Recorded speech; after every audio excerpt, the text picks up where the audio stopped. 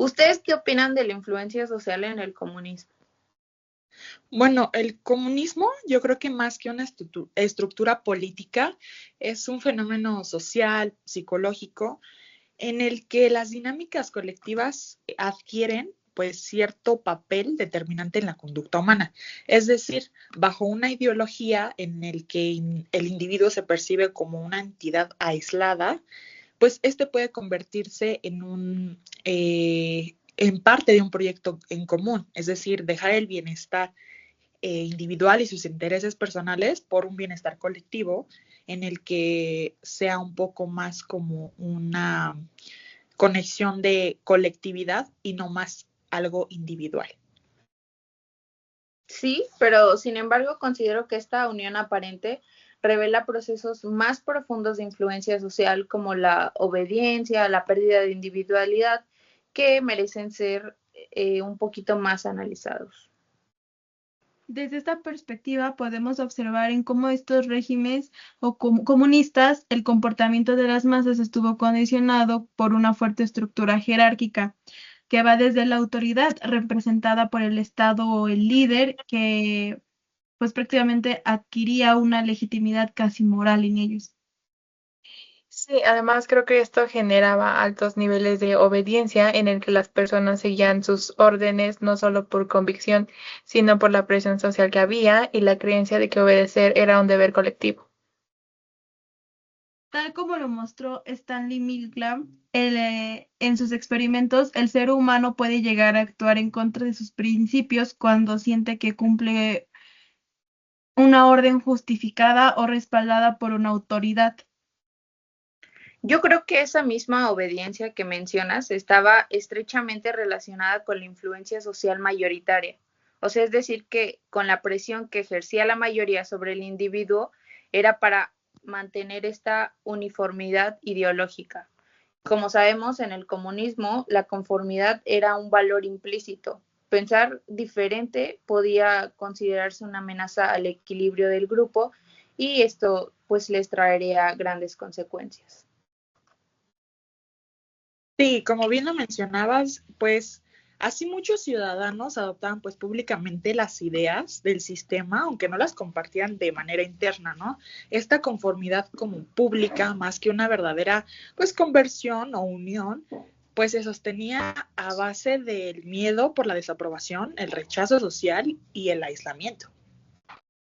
Pero sin embargo, no todo en la dinámica comunista se redujo solo a la obediencia o a la conformidad. También existieron minorías desistentes que con consistencia y firmeza desafiaban este pensamiento un tanto dominante. Desde la psicología social sabemos que las minorías influyen cuando son coherentes y persistentes, generando cambios profundos y duraderos. En países comunistas, grupos de intelectuales o reformistas fueron capaces de sembrar dudas y promover transformaciones ideológicas que con el tiempo abrieron pasos a movimientos de apertura y crítica. Esto demuestra que incluso en contextos altamente controlados, la mente humana conserva su capacidad de cuestionar y de reconstruir sus creencias. Y si bien este fenómeno pues también puede vincularse con la parte de la desindividualización, ¿no? O sea, el proceso donde la identidad personal se diluye y ya no es pues algo clave en el grupo, ya no es algo esencial. Por ejemplo, en el comunismo, el ideal del hombre nuevo pues promovía justamente esto, ¿no? La pérdida del yo individual a favor de unos otros. Esto reducía la autoconciencia y aumentaba la sensación de anonimato, lo que podría facilitar conductas extremas, tanto de entrega total al sistema como de represión hacia quienes pensaban diferente. ¿Y no creen que la responsabilidad moral quedaba sustituida por la obediencia colectiva? Esta sustitución nos explicaría cómo es que las masas podían actuar sin reflexionar sobre las consecuencias personales del acto de cada persona.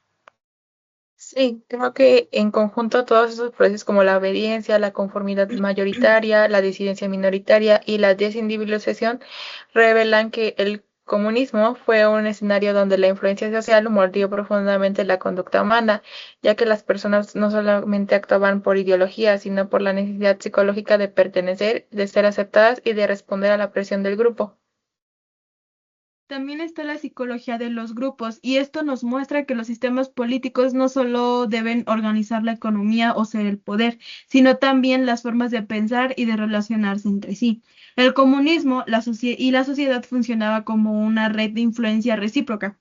El Estado moldeaba al individuo, pero el grupo también reforzaba las creencias colectivas a través de la interacción cotidiana.